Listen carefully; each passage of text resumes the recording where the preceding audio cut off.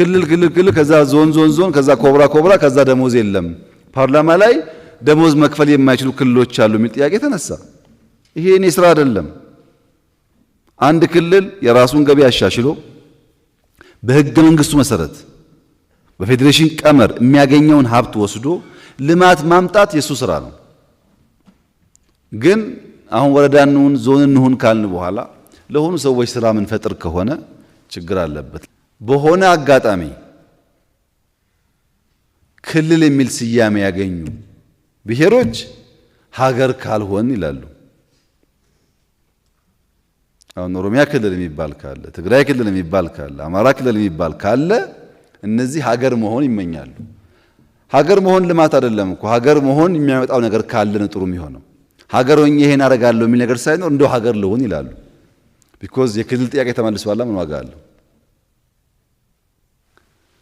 በልዩ ዞን ራስ የሚያስተዳድሩ አካባቢዎች ለምሳሌ አገው 100% ራሱን ያስተዳድራል። ራሱን በራሱ የሚያስተዳድር ህዝብ ነው። ልዩ ዞን ነው፣ ምክር ቤት አለው፣ በልጆቹ ይተዳደራል። ጥያቄው በአማራ ክልል ከመሆን በፌዴራል መንግስት ብሆን አይነት ጥያቄ ነው የሚሆነው። እንደተባለው ታሪክ አለው፣ እንደተባለው ትልቅ ህዝብ ነው፣ ጥያቄ የለም እሱ ላይ። እንዳልኩትም ደግሞ ግሉ ነው፣ ምንም ጥያቄ የለውም። ኦሮሞን፣ አማራን፣ ትግራይን ብዙ የሚያስተሳሰር ነው። አፋር የሚያስተሳሰር ህዝብ ነው። ሁሉም ሰው የሚፈልገው በጣም ድርብ የሆነ ታሪክ ያለው በኢትዮጵያ ፖለቲካ ውስጥም ሲግኒፊካንት ሮል የተጫወተ ኃይል ነው። ግን ጥያቄውን ተመልከቱ። አገው ራሱን በራሱ ነው የሚያስተዳድረው። ራሱን በራሱ ሲያስተዳድር ከህገ መንግስት አንጻር የጎደሉ ጉዳዮች ካሉ መጠየቅ መብቱ ነው። ግን አገው ከሲዳማ ከትግራይ የሚለየው ነገር ክልል አለመባሉ ነው እንጂ ምክር ቤት አለው፣ በራሱ ቋንቋ ይሰራል፣ በራሱ ቋንቋ ይማራል።